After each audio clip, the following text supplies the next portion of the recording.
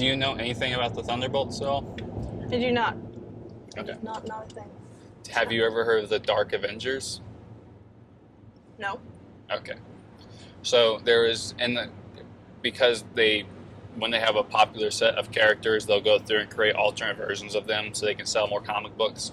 There was Dark Avengers is a whole series that they did where you just take, Avengers characters or characters that have the potential to be an Avenger or whatever, and like give them kind of these darker storylines, or like they're like I never read any of them, but just the whole concept was very obvious that they were just supposed to be the darker versions of these heroes. Okay. And a much grittier type of storyline. So, like the DC version. Yeah, I guess. So Thunderbolts has, in the title, it has an asterisk at the end of the word. And it's been a big part of marketing ever since they announced the movie. Is this asterisk has been for some reason been a big deal and been a big part of the marketing. And some people theorize that's because they'll have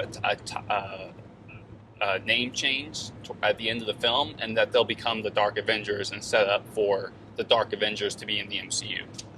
And the reason that some people are thinking that is because of all these characters that are coming together. So you got Black Widow's sister. Do you remember her?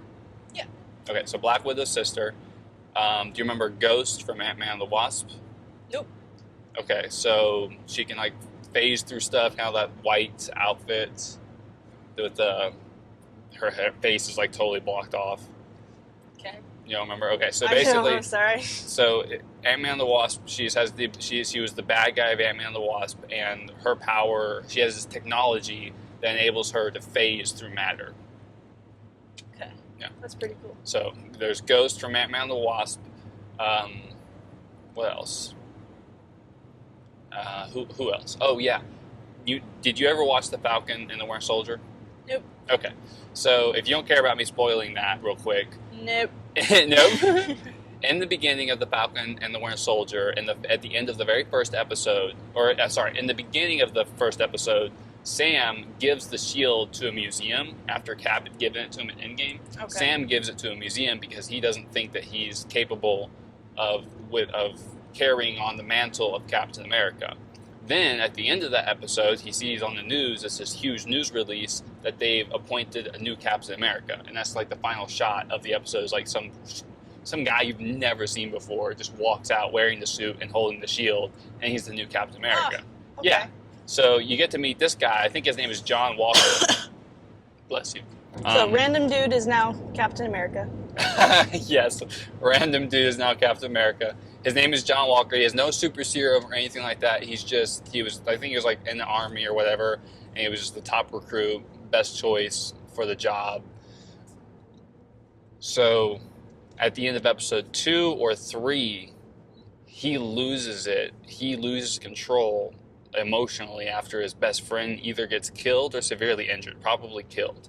But his best friend gets mortally injured, and he loses control, and he goes after what they're called the Flag Smashers, I think. He goes after the group that did it, and in public kills someone with Captain America's shield. And the final shot of that episode is showing the shield with blood on it. And I remember thinking to myself, wow, what a twisted... I'm guessing he gets fired. Yeah, right, yes. He definitely loses the job of Captain America. Yeah. There's a whole process, and there's things that happen, but Sam ends up becoming Captain America, and that, it was a whole series, basically 6 episodes transitioning Sam Wilson into taking the role of Captain America and establishing, basically the whole point of it was, now we have a black Captain America. And that was literally the whole point of the whole series. Was at the very end, they even said, one of the characters even said, it's like, damn, now we got a black Captain America. And it was a point of pride. And I'm not attacking that, but I feel like it was kind of dumb to make a whole series building to that. Yeah. But anyway, that's John Walker, he was the old Captain America. And so at the end of that series, he got recruited by some other government department to be no longer to be Captain America, but to be some other some sort of other U.S. soldier that's there to carry out missions. It was so incredibly vague. It was really difficult to know what they were doing with that. So we're supposed to find that out in this movie. basically. So you already have Ghost, bad Captain America. What was the other one I said?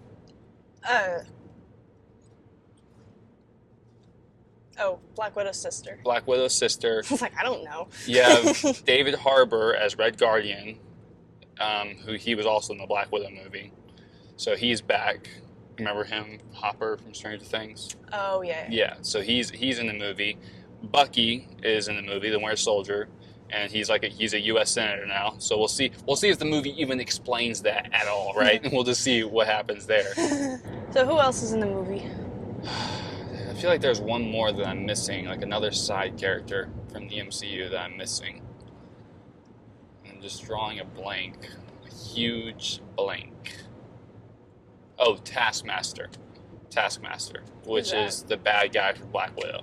So basically 3 characters from Black Widow. Boo! Lame. Yeah, very lame, Very very lame. But basically three characters from Black Widow, and you get the Winter Soldier and what was the other one? Ghost. So Very lame. Very disappointed by that cast. And Black Widow wasn't even that successful of a movie. Black Widow was tied up in a bunch of issues. Oh, it was so disappointing.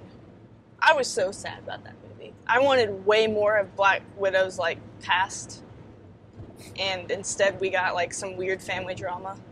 And you got the Red Room, which was supposed to be a part of her past, but you got so little of it. You got a 5-minute scene. And it basically just kind of showed you what you already knew. That's the thing.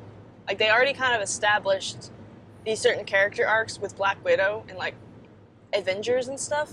And then they just gave you more visual. But still no visual, really, because you can't show that stuff without it being a horror movie.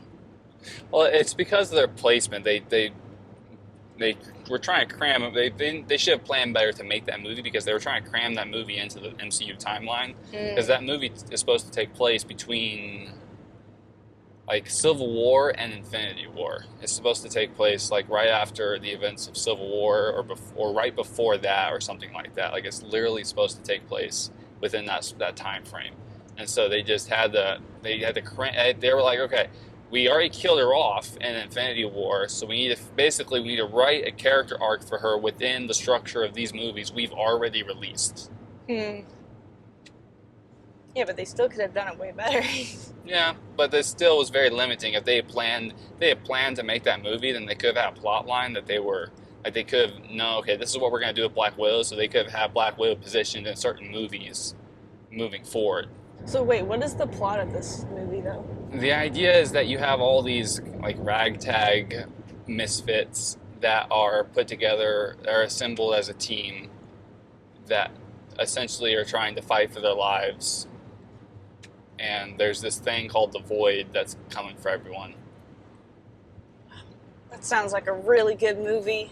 Yep, it sounds so great. There's the character Bob, which is supposed to be the Void. There's this guy in the comics. He was a very interesting character. He was supposed to be the forgotten Marvel hero. So essentially, Bob. They wrote his background to make it seem like he's existed along with all the other super popular Marvel heroes since the beginning.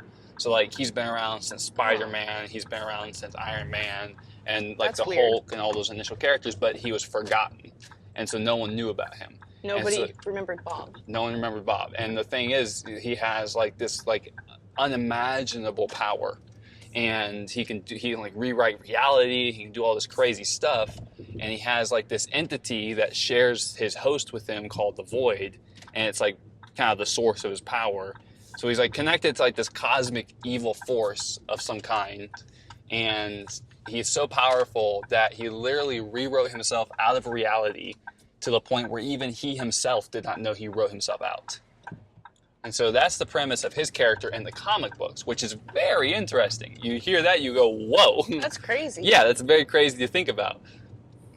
But we'll see what they do with the Void in Thunderbolts, because we just don't know. The way Marvel is, they have such great potential with some of these characters, very interesting character arcs, very interesting plot lines, and then they just rewrite everything within the structure of their new MCU, and it kind of takes away from it.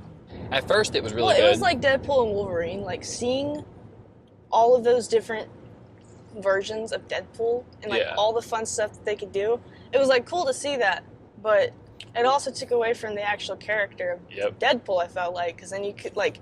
He's already, like, a total goofball. But you still take him seriously because of, like, his backstory. And, like, you know, you don't want to mess with him because he'll kill you. Yeah. But then you see all of that, and you just, like... It ruins that, like, fantasy of being able to put yourself into that world and experience it. Because then it's like, well, it's not even comic book level now. Now it's just like watching a cartoon. Exactly. And that's what Deadpool and Wolverine felt like. It felt like a live action cartoon. Yeah.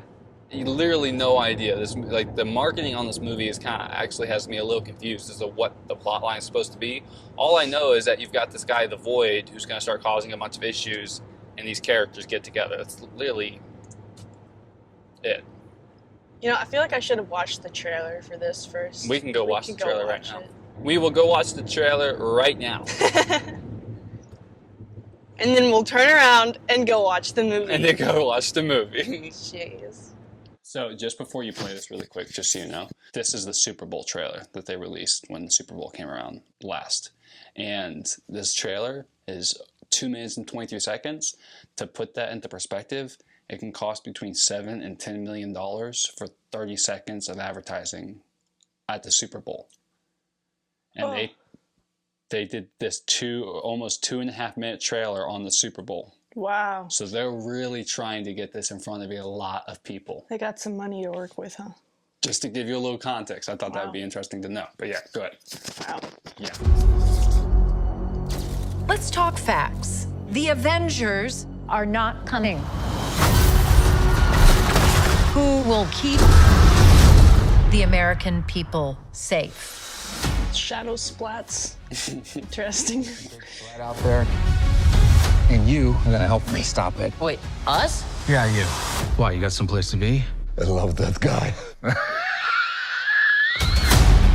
So, none of us... Wow. So what, we all just punch and shoot? I can't think of a worse group of people trying to work together.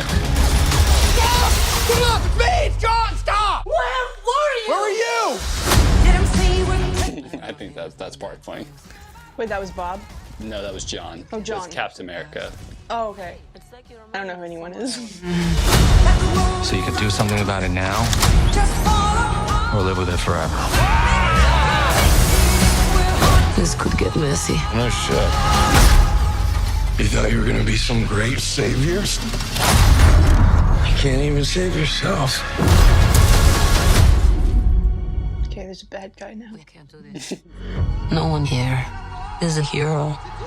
Lena, when I look at you, I don't see your mistakes. That's why we need each other. Okay, that was really good. We are the Thunderbolts! Can't call ourselves that. God, thank you.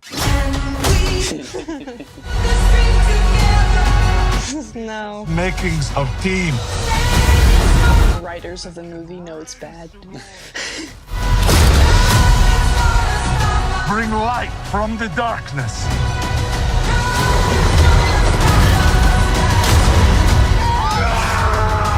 This team can be the heroes on the Wheaties box.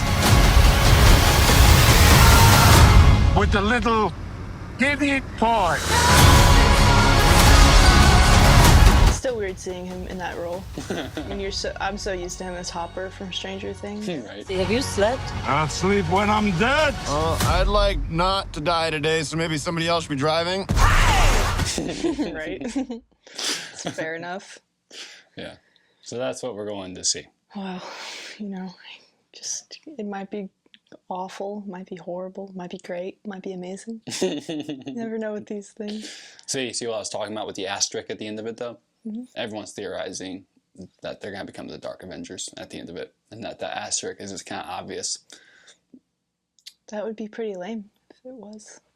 It'd be lame if it was that obvious. Yeah. But Like, don't include that in your marketing whatsoever. Yeah. MCU is missing that because they used to hold things and keep them like, and from marketing, withhold them from marketing because they understood that people would go see the movie and lose their minds over what they saw, tell all their friends about it, and then everyone would go flock to see that movie. That's what you define as trending, is when everyone is so stoked about what they're seeing that they share it with everyone. It's nice and smooth if you go the speed limit. You know? Well, maybe you should try that then. We go like 80. I don't know why it's so bumpy. I don't understand. Find a place to pull over, maybe check the tires. Jesus. Okay. Wow. So, we just watched the Thunderbolts movie in theaters, yes? We did just watch Thunderbolts. Was that the best movie that you ever saw, or what? I don't know. That's stretching it. Okay, wait, who's the lady that's like the bad guy? I forget her name. Valentino? Valentino. DeFontaine? DeFontaine. We'll go with DeFontaine. Yes. So for like the first half of the movie, I feel like she just acts like a really stressed out soccer mom. Like that's her whole attitude. She's like, "Okay, sweetie, just go do that. Okay, thank you." Does this look nurturing enough? It was ridiculous. Yeah, okay, I see that. I thought that was ridiculous. Soccer mom. What does a soccer mom 100%. act like? They're just like, as far as I understand, they're that stereotypical, really stressed out mom with like, 4 children, and they're all in different sports, and she's always rushing them around, and Gotcha. she's just very stressed. Just really stretched thin in a lot of different directions. Yes. Always got to get a kid to the game. Gotcha. Yep. Okay. Pretty much. What? As far as I understand it, Understood. which could be not accurate. No, I was really surprised by that character because after seeing her and the other, I think she was in the Falcon and the Winter Soldier. You think? I'm pretty sure. I lose track. She showed up in like two other things. She was in the post-credit scenes of Black Widow. That was where she showed up first, I think. Yeah, I'm almost positive that's where she showed up first, because she approaches Black Widow's sister at Black Widow's grave, and it's like, do you want revenge? And sends her off to kill Hawkeye. Oh. So the next thing she shows up, and I'm pretty sure it's Hawkeye, and I'm pretty sure she was in the Falcon and the Winter Soldier as well. Yeah, she was. She was in the Falcon and the Winter Soldier. Okay. And so that's like 3 different appearances. And it's like what you described, like she kind of felt like a soccer mom, but that's not how her character has felt at all in any of the other appearances. That felt like a totally different character compared to what I've seen so far. Really? The other character that I've seen has, to me, seemed far more collected, far more reserved, more calculated. Because I was thinking strategic. Her whole performance seems like a bit comical to me. Yeah. I couldn't take it seriously, especially when it got to the end and she's like supposed to be like the bad guy of this movie. Yeah. It's like with the whole news thing that they ended it with. It's like, what? that was ridiculous. Yeah, so to me, that was a total tonal shift, and that more than likely was due to, the director or one of the executive producers, or just someone high up in that movie, deciding that character should be, deciding how that character should operate in this movie, because this is the first time that she's been the main character within a plot line. All these other appearances, she kind of shows up. She's just, they've all been building to her appearance in Thunderbolts, but very inconsistent characteristics, at least as far as her mannerisms. I feel like she just seems so much more cold, and all the other appearances, I was like, who is this? Like, this person's gonna mess you up, but in a really sick, twisted way that you wouldn't see coming. And then you get Thunderbolts, and she's just kind of like you said, kind of just running around stressed out, trying to clean things up, I would just like to shout out the intern in that movie, though. Or the not, intern? Was she an intern, or she got paid? So she No, wasn't she's an not intern. an intern. But The assistant, the secretary, whatever the fuck she was. Yeah. She was awesome. What else did you think about the movie? I don't know. It's all fading so quickly, like a bad dream. The movie seemed to build really well, and then at the end, it just felt so rushed. It just fell sort of flat. Fell short. There was a lot of jokes in it. There was a lot of jokes. There always are. I have to make a correction, because in the past I've said that Bucky Barnes, the Winter Soldier, is a U.S. Senator, and that's incorrect. He's a congressman. However, my point still stands. It's still equally ridiculous However, that he should have any sort of political office after being an ex-Nazi assassin. I don't care how much therapy someone goes through. If they were an ex-Nazi assassin, they are not going to hold political office unless political office is corrupt. But Bucky's supposed to be a good guy. well, gee, Gee. it's almost as if it's fictional movie. It can't be fictional. It's real. Okay. To a whole audience.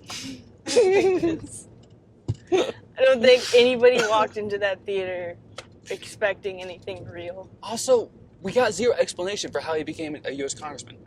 How did that happen? We just walk into the movie and he just is a congressman. I have to say, I don't know. We never saw that. When did it happen? When? Do you know when? Can you tell me? I don't know.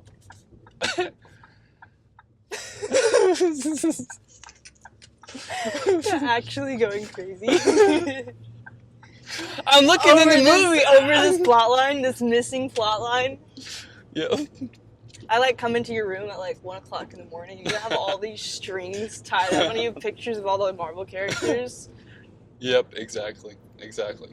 So, I don't know. The U.S. congressman thing makes absolutely no sense. I don't know what that was supposed to add to the movie either. Like, what did that actually add to the movie? Not a thing. Yeah, like what to the plot, to the development of the character, to what's happening in the political landscape of that world. Like, did it add anything to the story whatsoever, the fact that the Winter Soldier is now a U.S. congressman? Well, I just love that for the first half of the movie, Bucky acts like a guy that showed up at a party that he wasn't invited to. Trying to figure it out. trying to bump elbows with the right people. But not knowing who the right people are and having a vibranium elbow. It was so awkward. Because up until that point, you just see him killing, essentially. Yeah. Like, he's just been a soldier, and then it's like, oh, he's with Captain America now, and now he's helping, and now he's killing the bad guys. Cool, but that's about it. That's where I didn't see the Falcon and the Winter Soldier, so. That's where that comes in. Because the whole point of that is he goes through therapy. It's like government mandated or something like that. He goes through therapy and he becomes like he's a U.S. citizen with a blank slate. Basically, he's basically able to start over. And so that's kind of the idea behind the Falcon and the Winter Soldier. He through therapy and through his work with the new Captain America, he kind of wipes the slate clean and is able to start fresh. Just because he helped put right the events. Just because he helped throughout, the events of Infinity War and stuff like that. Yeah. Cool. I know, it sounds just as dumb as it was to watch. It was just a bunch of throwaway jokes for Sam and Bucky, basically, the whole show. Ooh, I hate it. I hate that. I hate the sound of that because of what you were just talking about, like having really good actors. Yes. And very poor writing. Yes. And you just hate it even more. Okay. So in The Falcon and the Winter Soldier, there's a scene where Bucky and Sam are arguing. It's so pretty. Isn't it? Wow. That's why we took the back way. That's why we took the back way. Sorry. Oh, there's a scene where Bucky and Sam are arguing, and Bucky's therapist happens to be present, and so the therapist somehow tells them what to do, which still doesn't make sense to me, but somehow tells them what to do, and does a joint therapy session with them, like a couple session, and makes them do this exercise where they're both sitting in chairs facing each other, and their legs are going in between each other's legs. They're so close, and they have to look each other in the eyes. And I swear, in the trailer... A kitty. Ooh, a cat crossing the road. It's black and white, so we're good. We're good. We're just about the same as before. We're just about the same as before. As far as luck is concerned. Dude, in the trailer, that scene was hilarious. But in the actual context of the episode, terrible. Just terrible. So it's like someone wrote that scene being like, okay, this is going to really catch the fans' attention because it's funny and like how the hell did the characters get into to this position? But it was so lazily written, getting them into that position. It was just became this throwaway joke, and it was just more awkward than anything else. It's like the writers of these movies forgot what writing was, because as far as I understand writing, it's having a good idea and then doing the work to make it actually make sense. Let me tell you, you need a good idea. That's really all there is to it. If you don't have the good idea, don't follow through. Don't do it. Okay? All right. I don't understand what you just said, but it sounds wrong.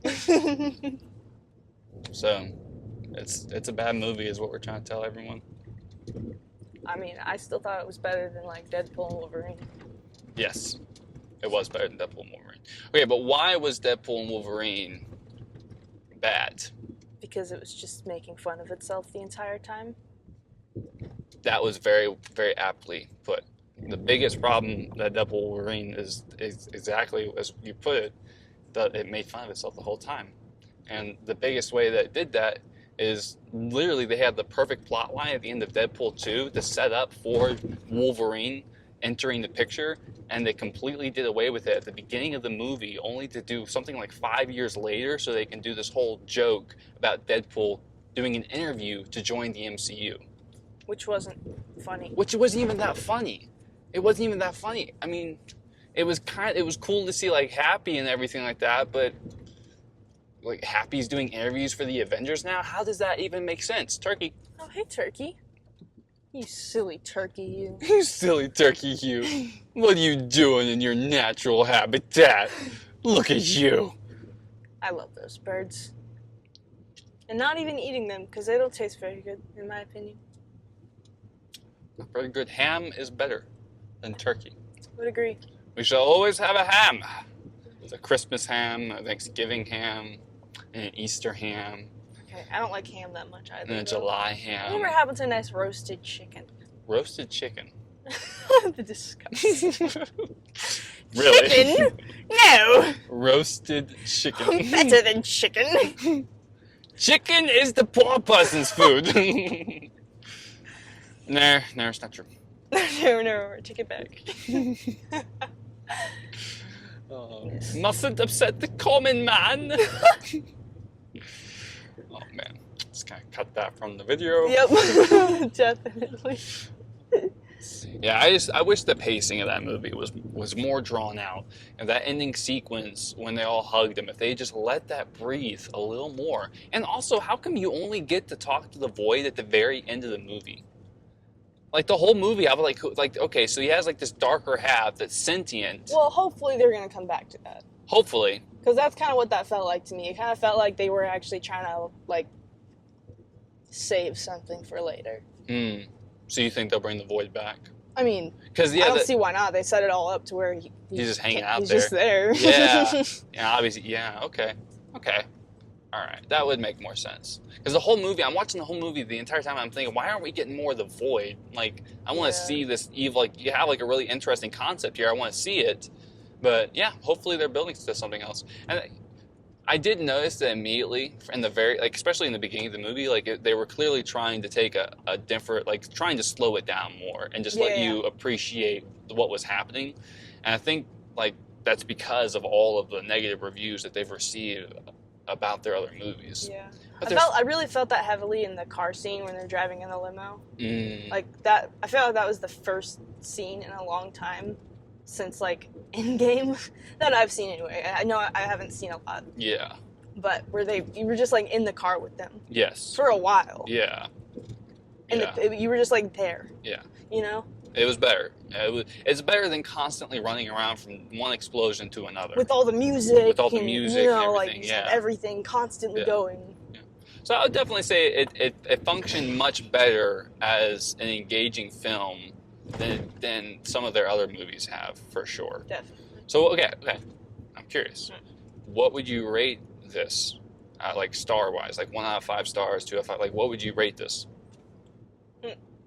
Because we're talking about how, like, there's parts of it that are better, how they, like, you know, let it breathe in some spots. That's so hard, though, because if I'm comparing this movie to a truly good movie, you know, it just, how good can it be? Yeah, that's true. You know, if like, I'm like comparing it to like a really, like if I'm comparing it to Endgame, for example. Okay. Like, nothing, you know, it's nothing. Okay. But that's what I'm saying, like I feel like I don't have, I feel like my bar is very high, you know, like my level of expectation, but most people's are not. That's true. That's true. So we do have a much higher expectation when it comes to storyline and when it comes to some of these things. Yeah, and like most people don't go into the theater and watch this stuff and just tear it apart. They just go there for the laughs, you know? Like they're just there to chill out for an hour and 45 minutes. And that's fair. But us, like we go and watch a movie, we're like, we're just like scrutinizing everything. That's true. That's true. That's true. Well, okay. In all fairness, some of these movies are that bad. They are that bad. Wholeheartedly agree. Just absolutely terrible. I wholeheartedly agree. Okay, so just comparing it to all the Marvel films that you've seen, like what would you rank it in comparison to that? I don't know, I guess I'd say 2.5. 2.5? 2.5 stars. 2.5 stars. Yeah. Nice. Nice. What about you? Well, why would you say 2.5 stars? In comparison to a movie like Endgame or The Avengers, it was pretty lame. Okay. Like as far as bad guys and stakes are concerned, I get that the Void was really scary, but like what was really happening when they... Right, they didn't really go into it in such a way where you were like afraid that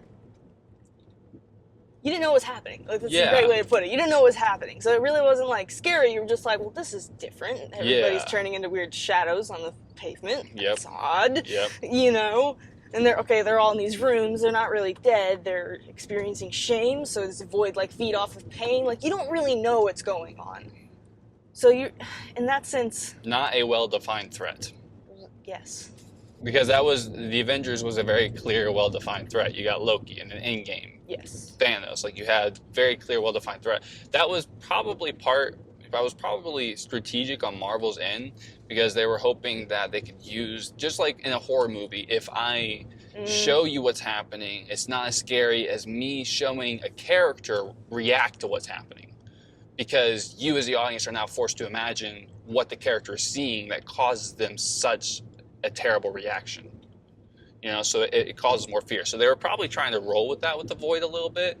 And, you know, like if the audience is left to imagine what happens in this state, it'll be that much more horrifying. Yeah, but then they immediately go into the Void and you find out. So this is a big problem that Marvel has. Kind of just diffuses that. Yep, they backtrack on their ideas so quickly. They don't commit to their ideas. They don't follow through on their ideas. That's the biggest problem with some of their movies is they'll have an idea like I just told you. It's like, okay, let's just have him, when it comes to the Void, he just like does this thing and they just become shadows on the ground. They just become like these shadows left behind, kind of like the nuclear holocaust that left like shadows of people, like the radiation shadows. It's like let's do that, and that's like really creepy, and people are going to fill it in with their own fear. But then they go write the rest of the movie, and they go, oh well, now we need to have our characters go in there, and they don't take the time to sort out a clever way of moving their characters through that environment in such a way that it doesn't take away the weight of what you're experiencing with the Void. It doesn't take away the mystery. Because the minute that they went into the Void, it deprived all mystery of the Void. We aren't even, all we really want to know is who is the Void now. We understand this environment he's created, but who is he? Who is this thing that's lurking within Bob? Well, I still want to know who Bob is. Exactly. So that's a big question that they leave open. But they backtrack on their idea of leaving his powers and what happens when you are kind of killed by him. They kind of deprave the mystery of that and therefore the fear. Another reason I give it 2.5 stars, I guess, is because of the characters. There was no main character that I cared about, you know? Yeah. Although I do have to say that movie really made me like Yelena's character. Yelena. That's the first time that I feel like she's gotten a good shot. Yeah, like she actually, after watching that movie, I have a lot more respect for that character. Yeah. She's struggled with all this like really, messed up stuff, but she's genuinely trying. So that's a part of her development that you missed in Hawkeye, I believe it was. She was a main, like one of the main characters in the Hawkeye series, and in that you see that she was one of the people who was dusted away when Thanos snapped his finger, and that came back. And so she's like on the middle of some mission or whatever. When we like catch up, we're playing catch up with her character. She's like in the middle of some mission and gets dusted away and comes back and like is in a different bathroom all of a sudden, and like everything has changed. Like in someone's home, and like comes out, and we see her perspective, you know, like we see that perspective of like coming back after being gone for 5 years. Wow. You know, and so that's kind of another reason why her character was kind of so heavy, is because she still has that going on in her as well. That's rough. Literally half of planet Earth got snapped away and then just came back 5 years later. And so there was a massive displacement, because 5 years is enough time for basically everyone to move on and for things to change enough that when people come back, it's a huge mess. Yeah. And so that's like Hawkeye. There was WandaVision, I think, maybe the Falcon and the Winter Soldier. Like they had like these characters, some of these characters, and they used that as an opportunity to address kind of like the post-blip state of the world. And they should have delved into that more. They really should have spent more time on that. The MCU needs to slow down.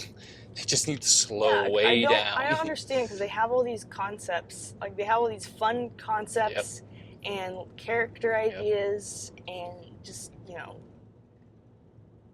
They literally still have all of these comic books. Like, if they can't figure out their own ideas, then just go, like, take the ideas that are in there and make something with that. Like, they have access to all of this stuff, and that's where you get Bob, like a fun character. It feels like, to me, after Endgame, everything has kind of felt like one big TV show. Yes. Instead of, you know, events. It used to feel like big events. Yeah.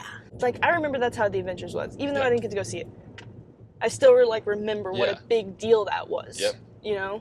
Well, we watched it as a family so many times. Oh yeah.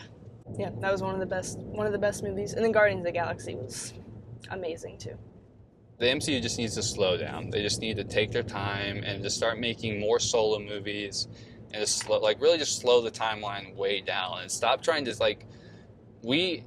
our life already goes by too fast. It would be nice to come back every couple of years to a movie that's still taking place in the same year as far as that universe goes, just to explore another part of the character or another character within those events, like the whole everyone being snapped away and brought back.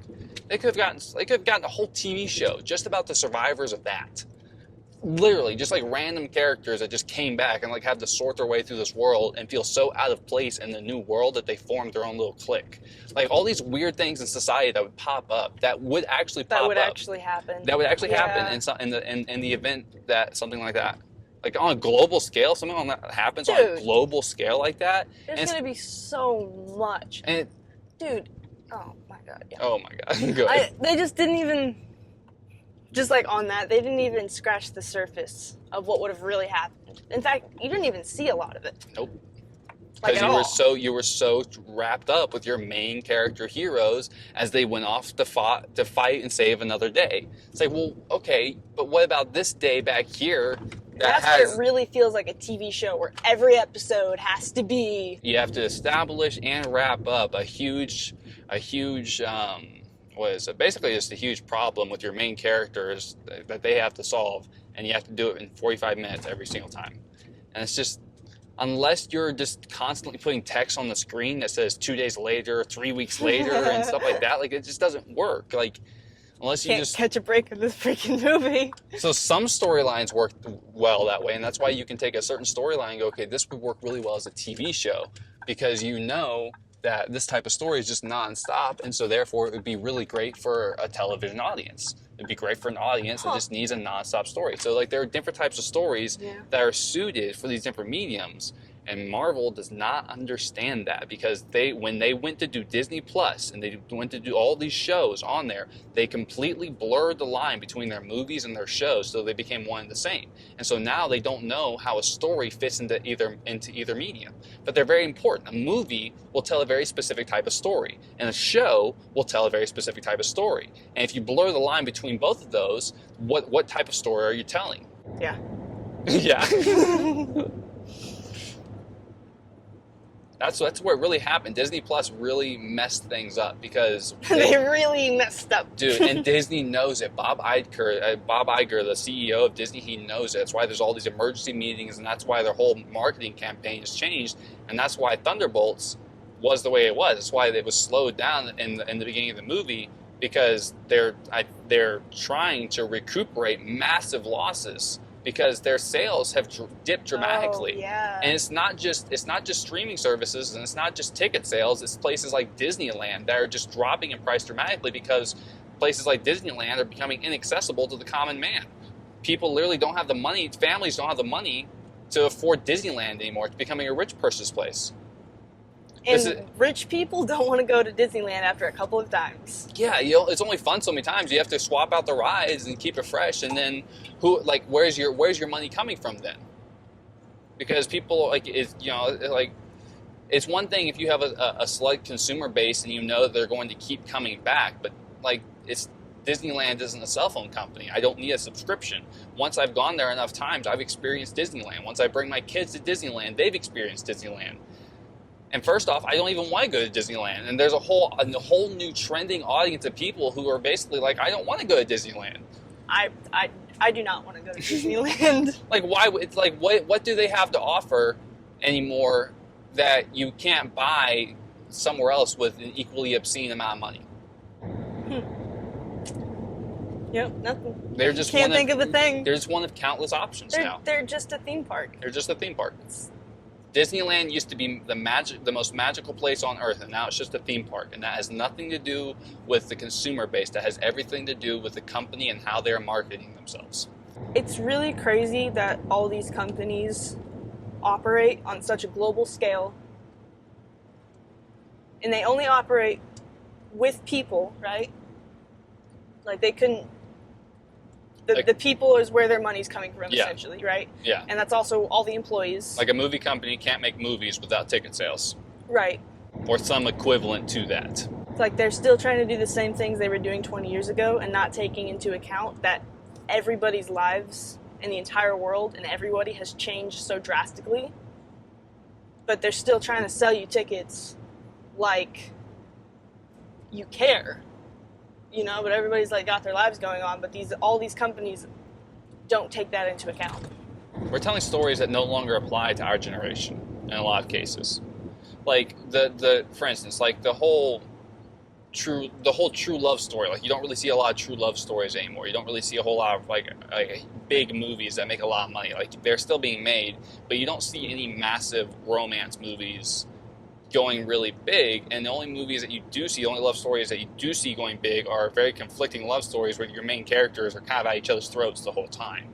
And part of the reason for that is because we live in a world now, especially like the American... Unless they're gay. In which case they have a perfect relationship. Unless they're gay, and then they have a perfect relationship. That's a very good observation. Exactly. But the world has changed so much. Like you used to have an economy where, a man could go off and work and provide for the family. The woman could stay at home. She could have friends. She could go out and just kind of have a bit of a boring life if she wanted to, and she could make it more exciting if she was able to, depend on the relationship. But now you live in a world where both parents need to go out and work. Kids are in school all day, 5 days a week. Everyone's go, go, go, busy, busy, busy all of the time. And so we're still telling storylines that you can go back 20, 30 years ago and see the same basic stories in older movies that were being released to that audience then. So the world has changed so much, but we're still trying to tell stories from the 40s and the 50s and the 60s. Yeah. To an audience that's well past that generation. Like we're way past the wars. We're when our generation hears about a war, we go, unless it's a social media campaign like the Russia-Ukraine war. Unless it's a social media campaign, unless there's a trending hashtag, you hear about war and you go, You ask our generation about Operation, Desert Storm. And Kathryn, do you know anything about Operation Desert Storm? Just the small bit that you've told me. Right? But outside of what I've told you, do you know anything about it? No. No, and no one does. But it's so important the things that we as a country went and did in other countries where we had no place. But you ask our generation about that, And the thing is, you ask our generation, not only ask them about it, but tell them information about it, and they don't care to know more. They don't care to do their own research. They don't care what their country is doing. And that's not because, it's not because they're apathetic. I used to think that people were just apathetic. It's because they are too busy to care. They have a job. They have a full-time job. They have kids to feed. They have bills to pay. They have student loans to pay off. They have their car might get repoed if they don't make the payment. They're too busy to care. So we've literally built a society where everyone's running around and they can't pay attention to how society is running around. That was very well put. That really sounds like 1984. Keep everybody so wrapped up in their work. That was the big thing about that book that stuck out at me. Is like everybody's so like wrapped up in their work. It's all about work. They don't have time to go out and have relationships. But that's how I've lived like most of my young adult life. Wrong. It's not how people are supposed to live. I've just worked. I literally haven't made connections with people because I'm always working. Yeah. It's like, do you want to come hang out? No, I have to work. And only those who have a little stash of money are able to take those nights off. And some people are very wise and some people are very humble with that. And other people have no concept of the actual context of the economy and the people of their lives. And I remember the couple times that I did go hang out with people, we just like waste our money on food and you know, alcohol and like whatever, because everybody's so stressed out all the time, you can't even think to do anything else. Like, you just got to be able to unwind at that point. Yep. If you work 50 hours a week, you need to go relax. You need to go rest. Get off your feet. You need to get off your feet. You need to have a drink. You need to maybe watch a little TV, or you need to take a walk in the woods. Like, yeah. Whatever. Yeah. I used to get so upset. I would think that people are just apathetic. People just don't care. They just don't care about politics. They don't care about how people are dying in the world. They don't care about all these issues. People just don't care. People are just bad. But the truth is that our society is just so damn busy that we aren't given a chance to care. And we don't have the time to look into anything beyond Googling it. And now we have Google that has AI filtering all of our information. Now, all information has always been filtered on Google. Don't get me wrong. But now it's a whole other level. Well, now it's just blatantly there. Now it's blatantly filtering everything that you go to search for. And because we all signed the user agreement when we made a Google Chrome account, they can do whatever they want. For some people, that was like 40 years ago. Which, who knows how many times it's been updated since. Right. Because you get emails. They go, every couple of years, I get an email from Google saying, we've updated our terms of service. And if you don't take the time to go through and read through that, then you'll never know what they're changing. But again, everyone's so busy, how am I supposed to sit down and read a 40-page contract? I don't have time for that. Send it to my lawyer. Oh, wait, I'm too busy working a job to pay for my lawyer. Oh. Makes me mad. I think that's why Squid Game hit home so hard for so many people. When I had to go through and edit the shorts for Squid Game and edit it with the Beast footage, and I was looking. Squid Game or Games? Squid Games. It's plural. It's okay. Yeah, I was Squid like, Games. That doesn't sound right to me. Yeah. But when I went through and I was editing the short, combining footage from Squid Games and Beast Games and putting it together, I was blown away at the similarity between the two. I mean, Mr. Beast straight up ripped that show off. Probably. Okay? Wardrobe, set, really, soundtrack, dude, to a T, man. Like that show went viral, and he went, let me get on that action. Yeah, exactly, dude.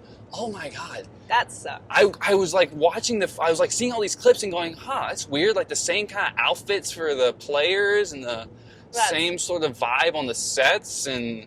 Come on, okay. Mr. Beast. Like, and even Mr. Beast, like the outfit he wears in the show is kind of the same outfit that the Taskmaster wears. That's why it was so funny when Ryan George made fun of that, because that's literally like, I didn't see it, but when I went to edit the footage together, I was blown away. It was literally like copy and paste. Blatantly rip that off. That's crazy. Well, you have to understand that when Mr. Beast made his Squid Games video and posted that, his whole audience, everyone that went and saw the video, there was probably a massive percentage of viewers that watched his video and then went and watched Squid Games, having never seen it before. And so Mr. Beast probably did Netflix a huge favor by doing that, because Squid Games was already massively trending. Then he creates a massively trending video that gets tens of millions of views like, or hundreds of millions of views. I can't remember how many it got. It's like a massive amount of views. It's like the most viewed video he's had so far, like in a small period of time. Wow. And it kept driving that show for a little while to be a really trending subject. And it's still semi-trending. It still has a pretty strong fan base. Yeah, we're talking about it. You're right. They got me. They got me. So I give Thunderbolts 3 stars, and the only reason I give it a half star more than you is just because the actors did a really great job. Oh yeah. The guy who plays Bob did a really great job. David Harbour, as always, he nails it. I agree with you on Yelena. Her character was definitely, it landed a lot better than she ever has before. But I feel like her character just gets better with each appearance. Yeah. Because if you watch, it feels like you're just really getting to know her. Yeah. Like she doesn't like project everything out all the time like everybody else does. Yeah. So there could be hope for her character in the MCU yet. Maybe she'll get her own movie. I mean, she kind of just did. That was kind of what that was. I mean, yeah, it was. She was the main character the whole time. Yeah, maybe she'll like get her own. She's a part of the New Avengers now with the Z. She was so stupid. Wasn't that stupid? It was just like, why? Another part of that TV vibe. Oh, very much so. Okay, well, I feel like I just lack context for a lot of these characters too. So like even Bucky, like he seems so off to me, but I know that I've missed yes, like so much of his Yep. character development. So.